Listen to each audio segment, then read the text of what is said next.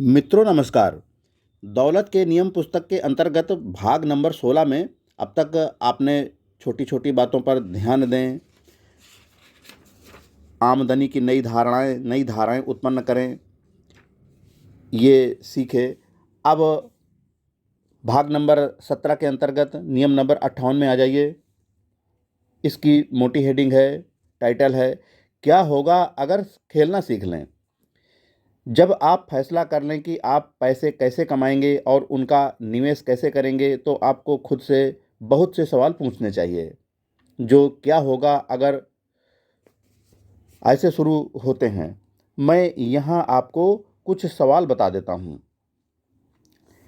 ये number wise दिए गए हैं। क्या होगा अगर एक और मंदी आ जाए? क्या होगा अगर यह बैंक दिवालिया हो जाए और मुझे अपना पैसा वापस ना मिल पाए? क्या होगा अगर इन शेयरों के भाव अचानक गिर जाएं? क्या होगा अगर सोने की कीमतें कम हो जाएं? क्या होगा अगर मेरे सभी ग्राहक सस्ती सेवा प्रोडक्ट के लालच में कहीं और चले जाएं? क्या होगा अगर मेरी नौकरी छूट जाए? क्या होगा अगर ज़मीन जायदाद की कीमतें कम हो जाएं? क्या होगा अगर तेल खत्म हो जाए? क्या होगा अगर का खेल हम सभी खेल सकते हैं, अब मिलकर खेलते हैं। क्या होगा अगर मैं इसे लूप होल्स की तलाश करना कहता हूँ? सिर्फ लूप होल ही नहीं, अप्रत्याशित की कल्पना करना भी। हर बार जब मैं अपना पैसा बनाता हूँ तो मैं अनुमान लगाता हूँ कि कभी न कभी कोई न कोई अप्रत्याशित काम कर रहा है, जिससे अप्रत्याशित घटना हो जाती है और आमदनी की वह धारा तेजी से सूख जाती है। अमीर बनने का थोड़ा मज़ा इस बात में भी है कि आप अप्रत्याशित घटना होने के काफ़ी पहले ही उसे भांप सकते हैं और अपना पैसा निकाल कर किसी दूसरे निवेश में डाल सकते हैं। अतिरिक्त आमदनी कहाँ खोजी जाए, इस बारे में विचार करते समय भी यह सोचना महत्वपूर्ण है। यहीं पर बहुत से हैक उपयोगी साबित हो सकते हैं।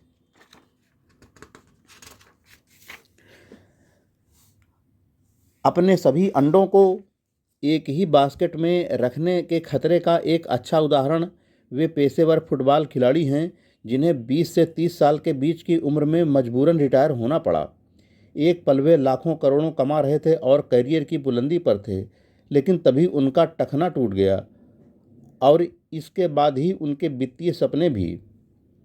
उन्होंने किसी और चीज़ का प्रशिक्षण नहीं लिया था, क्योंकि उन्हें कभी लगा ही नहीं था कि उन्हें अपने धनुष में एक से ज़्यादा तीर की ज़रूरत पड़ सकती है। इस खेल का नाम डाइवर्सिफिकेशन है। आमदनी के एक से अधिक स्रोत होना और अलग अलग प्रकार के निवेश करना। क्या होगा अगर परिदृश्य में जो भी हो, अगर आपके सभी अंडे एक ही बास्केट में न रहेंगे तो आप ज़्यादा सुरक्षित स्थिति में रहेंगे। क्या होगा अगर क्वेश्चन मार्क के सवाल पूछकर आप अपनी संपत्ति और दौलत बनाने के जोखिम को कम कर रहे हैं। नियम नंबर 58 पूरा होता है मित्रों। अब आ जाइए नियम नंबर 59 में, जिसकी मोटी हेडिंग है, फिजूल खर्ची पर काबू पाएं। दौलत बनाने के अपने अभियान पर पानी फेरने का सबसे अचूक तरीका है, बाहर जाओ और जो कमाया है उसे उड़ा डालो। यही नहीं, आमदनी से भी ज़्यादा खर्च करना है। यह खास आदत मुझ में कुछ ज़्यादा ही है। मैं इसका दोष सिगरेट पीने की आदत छोड़ने को देता हूँ। अब मेरे हाथों में कुछ भी नहीं है, इसलिए मैं क्रेडिट कार्ड के साथ छेड़छाड़ करता रहता हूँ। इस छेड़छाड़ से मेरी गहराई में दफन लत एक तरह से संतुष्ट हो जाती है। लेकिन अगर आप अपने थोड़े पैसे को दौलत में बदलना चाहते हैं तो आपको इस इच्छा का विरोध करना होगा। नई कारों और बेहतरीन पर्यटन स्थल पर सैर की इच्छाओं को भूल जाएं। कुछ समय तक पुरानी कार ही चलाएं और सैर सपाटा न करें। भविष्य की तैयारी करने के लिए सीमित खर्च करें, ताकि बाद में आपके पास ज़्यादा पैसा रह सके। इसका मतलब है अपनी इच्छाओं पर काबू रखें। देखिए, मैं आपको एक रहस्य बता रहा हूँ। समृद्धि एक रेस है, पुरस्कार है, विजय रेखा है। हम सभी इसकी ओर भागना चाहते हैं। इस पर दावा करना चाहते हैं। कुछ तो शुरुआती लाइन तक पहुंचने की जहमत ही नहीं उठाते हैं, क्योंकि वे नकारात्मक विश्वासों के बोझ तले दबे होते हैं और शुरू करने से पहले ही धराशायी हो जाते हैं। बहुत से लोग जल्दी ही आलस से किनारे हो जाते हैं। कई अन्य लोग इसलिए सफल नहीं हो पाते क्योंकि वे कड़ी मेहनत से घबरा जाते हैं। और जहां इस वक्त आप हैं, उस बिंदु पर कई लोग लड़खड़ा जाते हैं, क्योंकि वे प्रलोभन का शिकार हो जाते हैं और खर्च करते जाते हैं, खर्च करते जाते हैं, खर्च करते जाते हैं, जैसे कल का दिन आएगा ही नहीं। देखिए, कल आएगा और बहुत जल्दी आएगा। तब आपकी चमचमाती नई कार गंदी और जंग लगी दिखने लगेगी। छुट्टियों में कुछ लोगों और जगहों के फोटो ही बचे रहेंगे जिन्हें आप याद भी नहीं कर सकेंगे, और नए कपड़े छोटे होकर अलमारी में बंद हो जाएंगे। सच्चाई यह है कि अमीर लोग अपनी खर्च की इच्छाओं पर काबू करना जानते हैं, इसलिए वे अमीर हैं। जब उन्हें बेल्ट कसने की ज़रूरत होती है तो वे ऐसा कर सकते हैं। आपको भी ऐसा ही करने यानी अपना बेल्ट कसने की ज़रूरत है। दरअसल आपको तो इसे ढीला ही नहीं करना चाहिए था। शुरुआती नियमों में हमने देर से मिलने वाले सुखों के बारे में बात की है, और मुझे उम्मीद है कि आपने अब तक उस नियम को आत्मसात कर लिया होगा। खर्च करने की इच्छा को दबाना बहुत महत्वपूर्ण है, और इसका सबसे अच्छा तरीका यह है कि कभी कोई चीज़ तत्काल न खरीदें। अगर आप किसी चीज़ को देखते ही लपक कर खरीदना चाहें तो एक हफ्ते तक खुद को रोके रहें। क्या आपको अब भी सचमुच इसकी ज़रूरत या चाहत है? संभावना यह है कि आपकी वह इच्छा अब तक चली गई होगी, बशर्ते आपने इसे जाने का मौका दिया हो। अपने और प्रलोभन के बीच समय तथा दूरी बनाकर अपने लिए खर्च करने को ज़्यादा मुश्किल बना दें। अब नियम नंबर 59 यहीं पर पूरा होता है। आ जाइए नियम नंबर 60 में, जिसकी मोटी हेडिंग है, फटाफट अमीर बनो। योजनाओं के विज्ञापनों के जवाब न दें, इनसे आप जल्दी अमीर नहीं बन सकते। अगर आप गूगल सर्च में पैसे कमाने के अवसर, opportunities of make money type करते हैं तो आपको 1,50,00,000 रिजल्ट मिलते हैं। यह सेक्स जितना तो नहीं है, लेकिन फिर भी इस बात का काफ़ी संकेत है कि हम क्या चाहते हैं। दुनिया में फटाफट अमीर बनने की बहुत सी योजनाएं हैं। अब मेरा यकीन करें, वे सफल होती हैं। क्या मैं आपके विरोध का स्वर सुन सकता हूँ? हाँ, वे सचमुच सफल होती हैं, लेकिन आपके लिए नहीं, न ही उन गरीब लोगों के लिए जो उस योजना में शामिल होते हैं। वे तो उन लोगों को फ़ायदा पहुँचाती हैं जिन्होंने इस तरह की योजनाएं शुरू की हैं या जो इसके प्रायोजक हैं। 80 के दशक में बहुत सी वाटर प्यूरीफायर बिक्री योजनाएं बाज़ार में आईं। मुझे भी ऐसी 1-2 मीटिंगों में बुलाया गया, और मैं उत्सुकता बस सचमुच सिर्फ यह पता लगाने कि वहाँ होता क्या है, वहाँ गया। मैं यह देखकर हैरान रह गया कि लोगों में कितनी जल्दी शामिल होकर हर चीज़ पर साइन कर दिए। जो उन्हें बहुत कम कोशिश में बहुत सारा पैसा देने का वादा करती थी। आखिर उन्हें करना क्या था? कुछ दोस्तों और रिश्तेदारों को सिर्फ एक वाटर फिल्टर ही तो बेचना था। उन सभी को यह बहुत आसान काम लगा। वे सब लोग अब कहाँ हैं जिन्होंने साइन किए थे, जिन्होंने अपनी बचत का निवेश किया था और जिनसे प्रचुर दौलत का वादा किया गया था? अजीब बात है, अब वे कहीं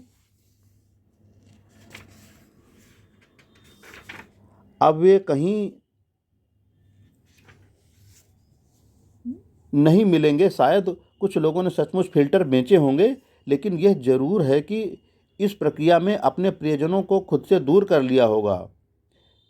शायद कुछ ने शुरुआत में काफ़ी पैसा भी बनाया होगा, लेकिन कोई भी पिरामिड योजना लंबे समय तक नहीं चल सकती, और एक निश्चित स्तर पर पहुंचने के बाद इसका धराशायी होना तय है, क्योंकि दुनिया में इतने लोग नहीं हैं जो उसके वादे को अनंत काल तक कायम रख सकें। मैं वह बात पसंद करता हूँ जो वुडी एलन मूर्ख और उसके पैसे के बारे में कहते हैं। वे लोग एक साथ आए कैसे? जब मैं बच्चा था तो कुछ घोटालों के बारे में पढ़ने के बाद मैं सोचने लगा था कि लोग कितने भोले होते हैं। पहली धोखाधड़ी एक घरेलू कीटनाशक की थी। इस घरेलू कीटनाशक को खरीदने के लिए आपको सिर्फ 5 पाउंड भोजन भेजने होते थे। मुझे ठीक से याद नहीं है कि पाउंड थे या डॉलर। यह गारंटी दी गई थी कि इससे हर घरेलू कीट मर जाएगा, जिसमें मक्खी, कॉकरोच, चूहे आदि शामिल थे। लोग ठगा गए तो यह तो तब पता चला जब उन्हें वह कीटनाशक मिला। उन्हें मिले सिर्फ लकड़ी के 2 छोटे टुकड़े। साथ में यह निर्देश था कि आप कीट को पकड़कर ब्लॉक ए पर रख दें और फिर पूरी ताकत से ब्लॉक बी को दबाएं। मैं आपसे मजाक नहीं कर रहा हूं, और यकीन मानिए धोखेबाजों ने पकड़े जाने से पहले ढेर सारा पैसा बनाया। हो सकता है अब इस काम को दोबारा आजमाने का समय आ गया हो। दूसरा भंडाफोड़ था सिल्क संकट के दौरान बहुत कम राशि में। ध्यान दें कि धनराशि हमेशा बहुत कम होती है, ताकि आप लालच में आ जाएं। 1 गज सिल्क देने का। पैसे देने के बाद आपको सिल्क का 1 गज लंबा धागा मिलता था। उन्होंने चौड़ाई के बारे में तो कुछ बताया ही नहीं था। आप सोच रहे होंगे कि आप इतने चतुर हैं और इतनी साफ धोखाधड़ी के शिकार नहीं होंगे। अच्छा, देखिए, सच तो यह है कि घोटाले इतनी आसानी से पकड़ में नहीं आते हैं। आपको यकीन नहीं होगा कि बहुत स्मार्ट लोग भी चालाकी भरी योजनाओं के जाल में फंस जाते हैं। फटाफट अमीर बनो जैसी कोई योजना नहीं होती है। मेरे साथ दोहराएं, फटाफट अमीर बनो। मित्रों, नियम नंबर 60 अब यहीं पर पूरा होता है। आ जाइए अब नियम नंबर 61 में, जिसकी मोटी हेडिंग है कोई रहस्य नहीं है। जिस तरह फटाफट अमीर बनिए जैसी कोई योजना नहीं होती है, उसी तरह रहस्य सीक्रेट जैसी कोई चीज़ नहीं होती है। इसलिए इन्हें खरीदने से भी बचें। आपके सामने बहुत से रहस्य उजागर करने का प्रस्ताव रखा जाएगा।